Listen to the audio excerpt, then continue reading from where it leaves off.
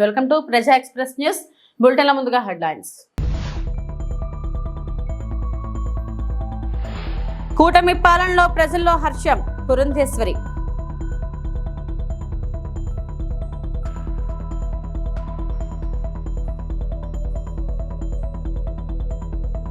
విశాఖ బ్రాండ్ను నిలబెట్టేలా ప్రభుత్వం కృషి చేస్తుందన్న మంత్రి నారా లోకేష్.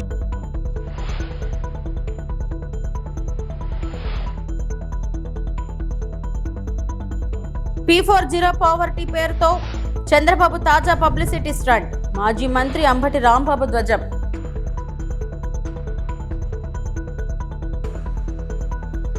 పాస్టర్ ప్రవీణ్ 3 గంటలు ఎక్కడ ఉన్నారో వీడిన మిస్టరీ.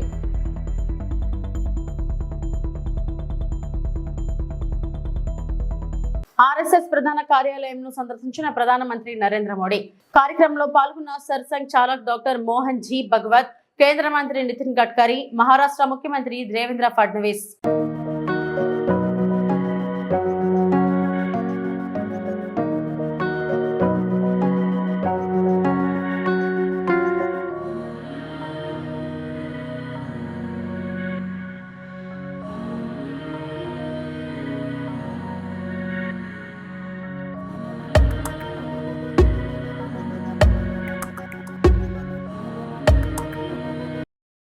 రేషన్ కార్డుదారులకు సన్నబియ్యం పంపిణీ పథకం ఎన్ని తరాల మారినా చరిత్రలో నిలిచిపోతుందని తెలంగాణ ముఖ్యమంత్రి రేవంత్ రెడ్డి వెల్లడించారు. సూర్యాపేట జిల్లా హుజూర్ నగర్ లో సన్నబియ్యం పంపిణీ పథకాన్ని సీఎం ప్రారంభించారు. శ్రీమంతులు తినే సన్నబియ్యం పేదలు సైతం ఆరగించే రోజులు వచ్చాయని వెల్లడించారు. ఈ పథకాన్ని భవిష్యత్తులో ఎవరు రద్దు చేసే సాహసం చేయరని స్పష్టం చేశారు. వరి వేస్తే ఉరేనని గత పాలకులు బెదిరిస్తే క్వింటాకు 500 రూపాయల బోనస్ ఇచ్చి మరీ తమ ప్రభుత్వం కొనుగోలు చేసిందని తెలిపారు. 15 నెలల్లోనే దాదాపు హామీలను నెరవేర్చామన్న రేవంత్ బీఆర్ఎస్ పిల్లి శాపనార్థాలకు తన సంకల్పం చెక్కు చెదరదని స్పష్టం చేశారు. పెద్దలు ఉత్తమ్ కుమార్ రెడ్డి గారితో మాట్లాడిన, సహచర మంత్రివర్గ సభ్యులతో చర్చించిన, బట్టి విక్రమార్క గారిని ఒప్పించిన, ఇక దొడ్డు బియ్యం కాదు, ప్రతి పేదవాడికి ప్రతి ఒక్కరికి 6 కిలోల సన్న బియ్యం ఇవ్వాలి. అందుకే ఆహార భద్రత చట్టాన్ని పార్లమెంటులో తెచ్చి పేదవాడికి తినడానికి అవసరమైన అన్ని వసతులు ఏర్పాటు చేయాలని ఆహార భద్రత చట్టం శ్రీమతి సోనియా గాంధీ గారు పార్లమెంటులో తెచ్చి పేదవాడి ఆకలి తీర్చడానికి సోనియమ్మ చట్టాలు చేసింది. 10 మేధావుల మన్నోళ్ళు, 80,000 పుస్తకాలు చదివినోళ్ళు, తెలంగాణ మూల మూలన నరాన నాకు తెలుసు ఎవరికి తెలుసా అని అడిగినోడు 10 ఏళ్ళలో ఎన్నడన్న సన్నబియ్యం పేదోళ్ళకి ఇవ్వాలని ఆలోచన చేసిండు. సోనియమ్మ చట్టాలు చేసింది. పెద్దలు చెప్పేటోళ్ళు, మా నాయనమ్మ చిన్నప్పుడు అనేది, భార్య జీతం చూస్తుంది, అమ్మ ఆకలి చూస్తుందని. 10 ఏళ్ళలో ఎన్నడన్న సన్నబియ్యం పేదోళ్ళకి ఇవ్వాలని ఆలోచన చేసిండా? మీరు ఒరేస్తే ఉరేసుకున్నట్టే అని మిమ్మల్ని భయపెట్టిండు. ఆయన ఫామ్ హౌస్లో 1000 ఎకరాల వరి పండించి, మిత్రులారా ఇది బాగా తెలంగాణ రైతాంగం వినాలి, ఆనాటి మాజీ ముఖ్యమంత్రి గారు ప్రజలకు విజ్ఞప్తి చేసిండు, మీరు వరి వేయొద్దు, మేము ఒట్లు కొనం, ఒకవేళ ఊరేసుకుంటే మీరు ఊరేసుకున్నట్టే అని. ఆయన చెప్పిందే నిజమైతే అదే సీజన్లో అదే పంటలో దాదాపుగా ఎర్రవల్లి ఆయన ఫామ్ హౌస్లో 1000 ఎకరాల ఒట్లు పంపిస్తే కావేరి సీడ్స్ అనే కంపెనీ 4,500 రూపాయలకు క్వింటాలు ఆయన ఫామ్ హౌస్ లో పండించిన వడ్లు కొన్నారు. మిత్రులారా, నేను ఇది అధికారికంగా ఆరోపణ చేస్తున్న వారి మీద. నేను అడుగుతున్న తెలంగాణ రైతాంగాన్ని, మనం పండించిన వడ్లు 2,000 కొనేటోడు దిక్కు లేదు, రైతులు ఊరేసుకుంటుంటే వడ్లు కొనక చంద్రశేఖరరావు గారు ఫామ్ హౌస్ లో పండించిన వడ్లు 4,500 రూపాయలకు క్వింటాల్ కొన్నారంటే అవి వడ్లా లేకపోతే అందులో బంగారం పండుతుందా అని నేను అడుగుతున్నా. దొరగారి ఫామ్ హౌస్ లో వండితే 4,500కు అమ్ముకుంటాడు, మన దళితులు గిరిజనులు వండిస్తే వడ్లు కొనేటోడే లేడు. అందుకే నేను ఉత్తమ్ కుమార్ రెడ్డి గారు, బట్టి విక్రమార్క గారు ఆలోచన చేసినాం, చర్చించినాం. ఎంత ఖర్చైనా పర్వాలేదు, ఎన్ని కోట్లైనా పర్వాలేదు, పేదలు పండించిన ప్రతి చివరి గింజ వరకు ప్రభుత్వమే కొంటుంది. సన్న ఒట్లు పండిస్తే 500 బోనస్ ఇస్తామని చెప్పి నిర్ణయించి ఇవాళ 500 రూపాయల బోనస్ ఇస్తున్నాం. పేదరిక నిర్మూలనకు కేంద్ర రాష్ట్ర ప్రభుత్వాలు సమాంతరంగా పనిచేస్తున్నాయని బీజేపీ రాష్ట్ర అధ్యక్షురాలు పురంధేశ్వరి అన్నారు. విజయవాడలోని పార్టీ కార్యాలయంలో నిర్వహించిన సంస్థాగత సమావేశంలో ఆమె పాల్గొన్నారు. కూటమి ప్రభుత్వం పాలనపై ప్రజల్లో హర్షం వ్యక్తమవుతుందని పురంధేశ్వరి అన్నారు. ఈ పరిస్థితిలో పార్టీ కార్యకర్తలు పోషించాల్సిన పాత్రపై సమావేశంలో చర్చించామని వెల్లడించారు. అదే విధంగా రాష్ట్రంలో కూడా ఎన్డీఏ కూటమి అధికారంలో ఉన్నట్లయితే మనం మన రాష్ట్రాన్ని అభివృద్ధి చేసుకునేటువంటి అవకాశాలు మెండుగా ఉంటాయి అని చెప్పి ఆనాడు మేము ఎన్నికల సందర్భంలో చెప్పాం. అంతకు ముందు ఉన్నటువంటి 5 సంవత్సరాల పాలన ఏదైతే ఉందో, ఒక రకంగా చెప్పాలంటే అభివృద్ధి అనేది అనే పదానికి తావులేదు. అప్పుల ఊబిలో రాష్ట్రం కూరుకుపోయింది. అద్భుతంగా అభివృద్ధి చెందవలసినటువంటి ఆంధ్ర రాష్ట్రం అప్పుల రాష్ట్రంగా మారిపోయింది. అటువంటి పరిస్థితుల్లో ప్రజలు కూడా ఎక్కడ అభివృద్ధి, రోడ్ల పరిస్థితి అయితే అధ్వాన్నంగా ఉన్నటువంటి విషయం మనందరికీ తెలుసు, మనం అందరం కూడా అనుభవించినటువంటి నేపథ్యం. అది మాత్రమే కాకుండా విద్వేషం, ఎవరైనా నోరు విప్పి ప్రభుత్వం ఈ పని చెయ్యలేదు అని కనుక చెప్పామంటే వెంటనే ఎస్సీ ఎస్టీ అట్రాసిటీ యాక్ట్ పెట్టడం, వారిని జైల్లో పెట్టడం, ఇబ్బంది పెట్టడం, ఇటువంటి పరిస్థితులు మనం చూసాం. విధ్వంసంతో గత 5 సంవత్సరాల్లో వైఎస్ఆర్సీపీ తన పాలన ప్రారంభించింది. ప్రజావేదికని కూల్చివేసి విధ్వంసంతో వారి పాలనని ప్రారంభించారు. ఇవన్నీ కష్టాలు, ఒక్క పెట్టుబడి రాష్ట్రంలోకి రాలేదు. బిడ్డలకు ఉపాధి అవకాశాలు లేవు. మరి మద్యం తగ్గిస్తామన్నటువంటి వారు మద్యం ఒక మాఫియా తయారయ్యి మద్యం మాధ్యమంగా వారు డబ్బులు చేసుకున్నటువంటి విషయం మనందరికీ తెలుసు. ఇవన్నీ కూడా ఒక్కొక్కటి ఆ రోజు భారతీయ జనతా పార్టీ గట్టిగా తన గళం వినిపించింది. అటు మద్యం మాఫియా కావచ్చు, ఇసుక మాఫియా కావచ్చు, మట్టి మాఫియా కావచ్చు, మరి విద్యుత్తులో జరుగుతున్నటువంటి అవకతవకలు కావచ్చు, ఇవన్నీ కూడా భారతీయ జనతా పార్టీ తన గళం విప్పి గట్టిగా వినిపించినటువంటి విషయం ప్రజలందరికీ తెలిసినటువంటి నేపథ్యం. కనుకనే ప్రజలు ఇవాళ భారతీయ జనతా పార్టీని విశ్వసిస్తున్నారని చెప్పి మేమైతే నమ్ముతున్నటువంటి విషయం.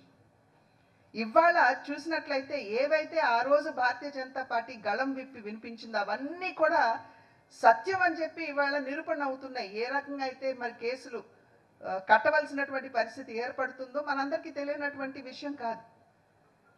కనుక ఏదైతే భారతీయ జనతా పార్టీ ప్రజల పక్షాన నిలబడుతూ ప్రజా గళం భారతీయ జనతా పార్టీ కావాలి అనేటువంటి ఆలోచన ఏదైతే ఉందో దానికి కట్టుబడి భారతీయ జనతా పార్టీ ఇన్ని సంవత్సరాలు కూడా ముందుకు వస్తుంది.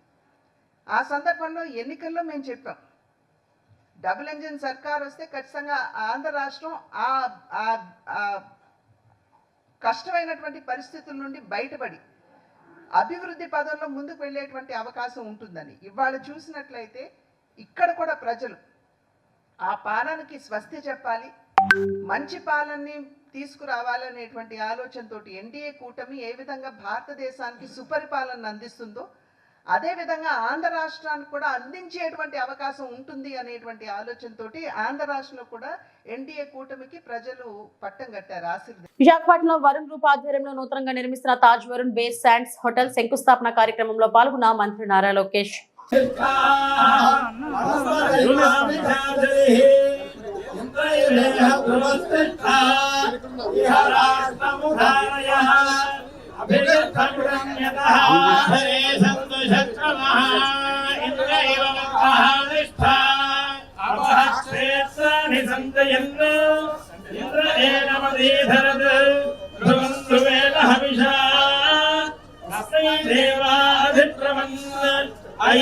ब्रह्मणस्पति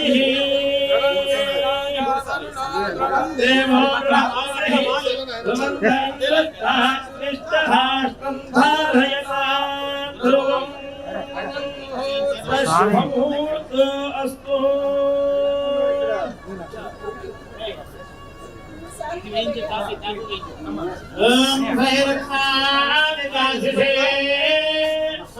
सविता भगः संभागन्यक्रमीमहे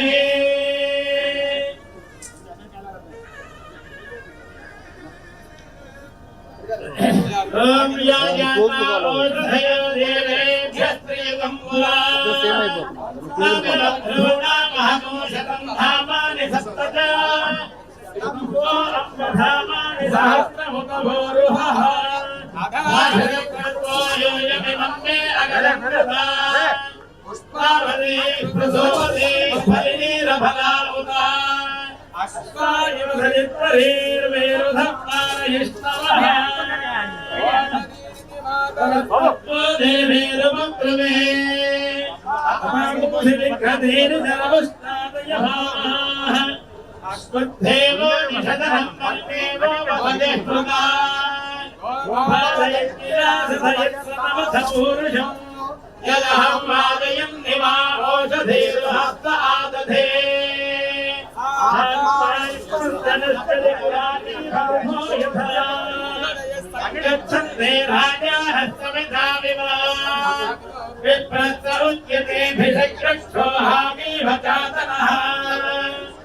విశాఖ బ్రాండ్ను నిలబెట్టేలా ప్రభుత్వం ఎంతో కృషి చేస్తుందని ఐటీ శాఖ మంత్రి నారా లోకేష్ అన్నారు. తల్లి భువనేశ్వరితో కలిసి విశాఖ బీచ్ రోడ్ లో ఓ హోటల్ నిర్మాణానికి ఆయన భూమి పూజ చేశారు. ఈ కార్యక్రమంలో కేంద్ర మంత్రి రామ్మోహన్ నాయుడుతో పాటు రాష్ట్ర మంత్రులు అనిత, నాదెండ్ల మనోహర్, మాజీ మంత్రి అశోక్ గజపతిరాజు పాల్గొన్నారు. కూటమి ప్రభుత్వం రాకతో గతంలో తరలిపోయిన కంపెనీలు మళ్లీ వస్తున్నాయని లోకేష్ అన్నారు. విశాఖను ప్రపంచంలోని 5వ అతిపెద్ద ఎకనామిక్ సిటీగా తీర్చిదిద్దుతామని లోకేష్ అన్నారు. పెట్టుబడులు పెట్టేందుకు ఎవరు ముందుకొచ్చినా ముందుగా ఉత్తరాంధ్రలోనే ఏర్పాటు చేయాలని సూచిస్తున్నారని ఆయన కొనియాడారు. I understand in the last 5 years all of us have suffered, some more, some less. The many instances where Mr. Naidu even tried coming to Visakhapatnam and he was not allowed to leave Visakhapatnam airport. There were instances when Babu Garu wanted to go to Ram Tirtham and it was the then SPs themselves who personally ensured that dumpers and tippers blocked the road. So I think from that sad state of affairs today, I think there's a sense of liberation that all of us have. Last night I got a chance to meet with second, third generation entrepreneurs and all of them were sharing that feedback with me. But rest assured, we are in this for long run. As NDA, we're very committed to Visakhapatnam. If you look at it, Lulu that ran away and that publicly stated they'll invest in every state of India except Andhra Pradesh is now coming back and investing here in Visakhapatnam. And needless to say, the Varun Base Sands would be an iconic building.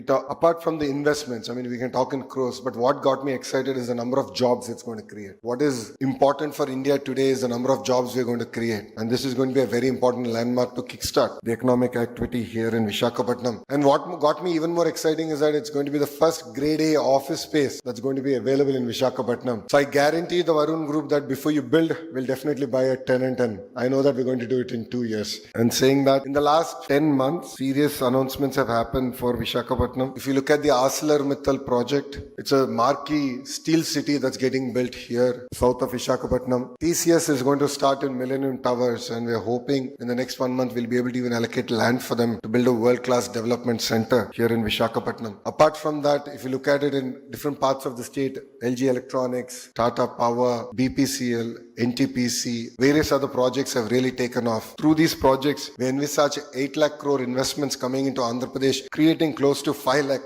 jobs, which is, something substantive that we've been able to achieve in the first 10 months of the government. పశ్చిమ గోదావరి జిల్లా పాలకొల్లు 76 లక్షలతో 4 వార్డుల్లో అభివృద్ధి పనులకు శంకుస్థాపన చేసిన మంత్రి రామనాయుడు. పాలకొల్లు పట్టణంలో 27, 28, 18 వార్డుల్లో 76 లక్షలతో సిమెంట్ రహదారులు, డ్రైన్లు, కల్వర్ట్ నిర్మాణ పనులకు మంత్రి రామనాయుడు శంకుస్థాపన చేశారు. ముందుగా కూటమి నాయకులు వార్డులు మహిళలతో కలిసి భూమి పూజ జరిపి కొబ్బరికాయలు కొట్టారు. ఆయా వార్డుల్లో చేపట్టబోయే పనులను పరిశీలించారు. అభివృద్ధి పనుల శంకుస్థాపన శిలాఫలకాలు ఆవిష్కరించారు. మంత్రి రామనాయుడుకు ప్రజలు ఘన స్వాగతం పలికారు.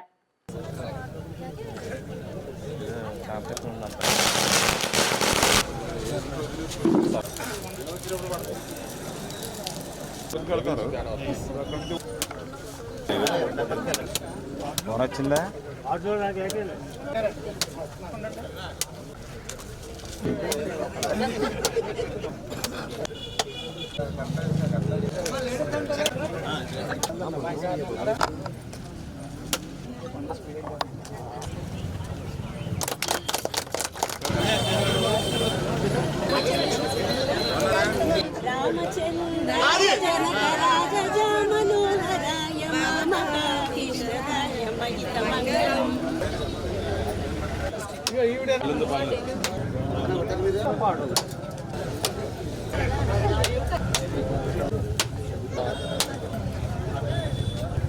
ఈరోజు పాలకొల్లు పట్టణంలో మరి 27వ వార్డు, 28వ వార్డు, 1వ వార్డు, మరి ఏదైతే 8వ వార్డు ఈరోజు 76 లక్షల రూపాయల పనులకు ఈరోజు శంకుస్థాపన చేయడం జరిగింది. ఏదైతే గతంలో కూడా మీరు చూసారు 2014, 2019 5 సంవత్సరాల్లో ఒక్క మున్సిపాలిటీ పరిధిలోనే మరి 140 కోట్ల రూపాయలు, అదేవిధంగా ఎస్సీ సప్లాను, అదేవిధంగా మరి ఇతర డిపార్ట్మెంట్స్ నుంచి దగ్గర 240 కోట్ల రూపాయలు ఒక్క పాలకొల్లు మున్సిపాలిటీలోనే 5 సంవత్సరాల్లో మేము పనులు చేసాం. మరి గత 5 సంవత్సరాల 19-24లో మరి చేసినటువంటి పనులన్నీ కూడా మేము చెప్పనవసరంలా, మీకే తెలుసు, సున్నా అనేటువంటి విషయం. మళ్ళీ ఈరోజు కూటమి ప్రభుత్వం అధికారంలోకి వచ్చిన తర్వాత ఈవేళ ప్రజలు చెప్తూ ఉన్నారు, ఏ వార్డులో చూసినా కూడా 5-6 సంవత్సరాల నుంచి కాలు బయటికి పెట్టాలంటే మురుగునీటిలో పెట్టేటువంటి డ్రైనేజీ వ్యవస్థ ఏదైతే ఉందో దాన్ని మళ్ళీ ఈరోజు మళ్ళీ వెంటనే పనులు చేస్తూ ఉన్నారు, మరి రోడ్లు చేస్తూ ఉన్నారు. ఆ రోజు 14-19లో బ్యాలెన్స్ పనులన్నీ కూడా యుద్ధ ప్రాతిపదిక మీద పూర్తి చేస్తున్నారనేటువంటి ఒక సాటిస్ఫికేషను ఈరోజు ప్రజల్లో నుంచి వార్డుల్లోకి వెళ్తూ ఉంటే మా అందరికీ అనిపిస్తున్నటువంటి పరిస్థితి. ఏదైతే 14-19లో మనం చేసాం, 19-24లో మీరు ఒక్క ఛాన్స్ అని ప్రజల్ని ఏదో మోసపుచ్చో లేకపోతే అధికారంలోకి వచ్చారు. ఏం చేశారు 5 సంవత్సరాల్లో? ఇప్పుడు నిన్ననే మీరు చూసారు, ఏదైతే నిన్న మరి దగ్గర 80 లక్షల రూపాయలతోటి రైతులకి గ్రావెల్ రోడ్లు వేసాం. రైతులు చెప్పారు ఆ రోజు 19కి ముందు మాకు గ్రావెల్ రోడ్ వేశారు, మళ్ళీ ఇప్పుడు మీరు వచ్చి వేస్తున్నారు అని చెప్పి. ఆ 4 రోడ్లే కాదు, అటువంటి రోడ్లు 99 రోడ్లు శాంక్షన్ చేశాను ఇప్పుడు నేను గ్రావెల్ రోడ్లు రైతులకి.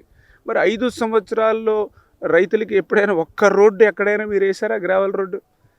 మరి ఎక్కడా కూడా ఒక డ్రైన్లో ఒక సిల్ట్, ఒక తట్ట మట్టి తీసారా? మరి వేళ మేమందరం కూడా ఎన్ని డ్రైన్లు అప్పుడే ప్రక్షాళన చేస్తూ ఉన్నాం. మరి ఎక్కడైనా వీడ్ రిమూవల్ చేశారా 5 సంవత్సరాలు? వేళ మేము ఎక్కడికక్కడ వీడ్ క్లియర్ చేస్తూ ఉన్నాం. మరి అదేవిధంగా ఇప్పుడు పాలకొల్లో కూడా మీరు చూసారు, ఏదైతే మరి ఓపెన్ ఎయిర్ థియేటర్ 5 సంవత్సరాలు ఏమైనా చేశారా మీరు?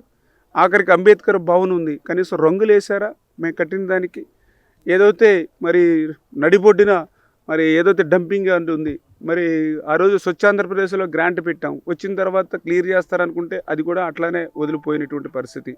మరి ఏదైతే మేము కష్టపడి నిర్మాణం చేస్తే ఆ బరిల్ గ్రౌండ్ కూడా విధ్వంసం చేసేటువంటి దుస్థితి, కనీసం దాన్ని కూడా మెయింటెనెన్స్ చేయలేనిటువంటి స్థితి. కూటమి ప్రభుత్వం నిర్వహించిన P4 ప్రాపర్టీ కార్యక్రమం చంద్రబాబు తాజా అతిపెద్ద పబ్లిసిటీ స్టంట్ అని మాజీ మంత్రి వైఎస్ఆర్సీపీ గుంటూరు జిల్లా అధ్యక్షుడు అంబటి రాంబాబు మండిపడ్డారు. గుంటూరు క్యాంప్ కార్యాలయంలో మీడియాతో మాట్లాడుతూ ప్రభుత్వం ప్రకటించిన మార్గదర్శి బంగారు కుటుంబంలో మార్గదర్శి అంటే రామోజీరావుకు చెందిన ఆర్థిక నేరాలతో కోర్టు కేసులు ఎదుర్కొంటున్న సంస్థే గుర్తుకు వస్తుందని అన్నారు. అలాగే ఈ రాష్ట్రంలో ప్రజలను దోచుకుని బాగుపడుతున్న బంగారు కుటుంబాలు ఏవయ్యా అంటే చంద్రబాబు, పవన్ కళ్యాణ్ల కుటుంబాలే జ్ఞాపకం వస్తున్నాయని ధ్వజమెత్తారు. చాలా మంది ఉగాదిని చాలా అద్భుతంగా తొలి పండుగను చేసుకున్నారు. ఈ రాష్ట్ర ప్రభుత్వం ఉగాది రోజున ఒక అద్భుతమైన పథకం అని చెప్పి చాలా పెద్ద ఆర్భాటంతో తాడేపల్లిలో శాసనసభ పక్కనే ప్రాంగణంలో చాలా పెద్ద వేదికను ఏర్పాటు చేసి P4 జీరో పావర్టీ మార్గదర్శి బంగారు కుటుంబం టైటిల్ చాలా చక్కగా పెట్టి చాలా ఆర్భాటంగా రాష్ట్ర ముఖ్యమంత్రి గారు, ఉప ముఖ్యమంత్రి గారి సమేతంగా విచ్చేసి సుదీర్ఘమైనటువంటి సమావేశాన్ని నిర్వహించారు. ఈ కాన్సెప్ట్ తన బుర్రలో నుంచి వచ్చిందని, ఇది అద్భుతమైనటువంటి కాన్సెప్ట్ అని, ఆంధ్ర రాష్ట్రంలో పేదరిక నిర్మూలనకు ఇది దోహదపడుతుందని చెప్పేటటువంటి ప్రయత్నం చేశారు. చాలా దురదృష్టం అని మనవి చేస్తున్నాం. ఈ రాష్ట్రంలో కొత్తగా టోల్గేట్లు పెడుతున్నాడు చంద్రబాబు నాయుడు గారు. మెడికల్ కాలేజీల్ని, పోర్టుల్ని, చివరికి గ్రామీణ ప్రాంతాల్లో ఉన్న రోడ్లని, వీటన్నిటినీ ప్రైవేటీకరణ చేసేస్తున్నాడు. That is also P4. ప్రైవేటీకరణ చేసేసి టోల్ గేట్స్ రూపంలో వసూలు చేసేటటువంటి కార్యక్రమం. అంతేకాదు, ఉమ్మడి రాష్ట్రంలో ప్రభుత్వ రంగంలో ఉన్నటువంటి 58 కార్పొరేషన్లో విత్డ్రా చేసేసుకుని ప్రైవేట్ రంగానికి అప్పచెప్పేశాడు. అంటే ఇక్కడ నేను చెప్పదలుచుకున్నటువంటి అంశం ఏమిటంటే, మొత్తం ప్రైవేటీకరణ చేసేయాలనేటువంటి ఉద్దేశంతో చంద్రబాబు నాయుడు గారు పరిపాలన చేస్తున్నాడు. మీరు చూశారుగా, ఎన్నికలకు ముందు సూపర్ 6 అన్నాడు, సంపద సృష్టి అన్నాడు. సంపద ఎక్కడ ఉందండి సూపర్ 6 చేయడానికంటే? సృష్టిస్తా, సంపదను సృష్టించి పేదవారికి పంచి పెడతా అన్నాడు. 9 నెలలు అయింది, 10వ నెలలో ప్రవేశించాం. సంపద సృష్టించలా. సంపద ఎవరి దగ్గర ఉందో వాళ్ళని పట్టుకొస్తున్నాడు, పట్టుకొచ్చి వీళ్ళకి ఇవ్వమంటున్నాడు. అంటే ప్రభుత్వం సంపద సృష్టించే బాధ్యత లేదు. సంపద ఆల్రెడీ సంపాదించుకున్న వాళ్ళందరినీ పిలిచి వారి దగ్గర నుంచి పేదవాళ్ళకి ఇచ్చేటటువంటి కార్యక్రమం పెడతాను అనేటువంటి బాధ్యత. అంటే పేదరిక నిర్మూలన చేయవలసినటువంటి బాధ్యత ఈ సోషలిస్టిక్ కంట్రీస్లో, అంటే ఈ ప్రజాస్వామ్య పద్ధతుల్లో ఎవరికి ఉంటుంది? ప్రభుత్వాలకు ఉంటుంది. పేదరికాన్ని ఏ విధంగా నిర్మూలిస్తారు అంటే డబ్బులన్నీ పంచిపెట్టి నిర్మూలించడం ఒకటే మార్గం కాదు. పేదరిక నిర్మూలన అంటే ఆ ప్రాంతంలో ఉన్నటువంటి పేద ప్రజలను పైకి తీసుకురావడం, ఉచితంగా విద్యను అందించటం, నాణ్యమైనటువంటి వైద్యాన్ని ఇవ్వటం, వారి కాళ్ళ మీద వాళ్ళు నిలబడే విధంగా ఉపాధి కల్పించటం, ఇలాంటి కార్యక్రమాలు చేయటం ద్వారా పేదరికాన్ని నిర్మూలించేటటువంటి కార్యక్రమం చేయవలసినటువంటి బాధ్యత ప్రభుత్వాల మీద ఉంటుంది. ఇవాళ ప్రభుత్వం మీద లేదంట. రాజమహేంద్రవరంలో ఇటీవల మృతి చెందిన పాస్టర్ ప్రవీణ్ కుమార్ విజయవాడలో 3 గంటల పాటు ఎక్కడ ఉన్నారన్న మిస్టరీ వీడింది. ప్రవీణ్ అలసిపోయి తన ద్విచక్ర వాహనాన్ని రామవరపాడు రింగ్ రోడ్డుకు 50 మీటర్ల ముందుగా జాతీయ రహదారి పక్కన కూర్చున్నట్టు పోలీసులు గుర్తించారు. విజయవాడ రాకముందే రోడ్డు ప్రమాదంలో బుల్లెట్ బండి పాక్షికంగా ధ్వంసమైనట్లుగా పోలీసులు నిర్ధారించారు.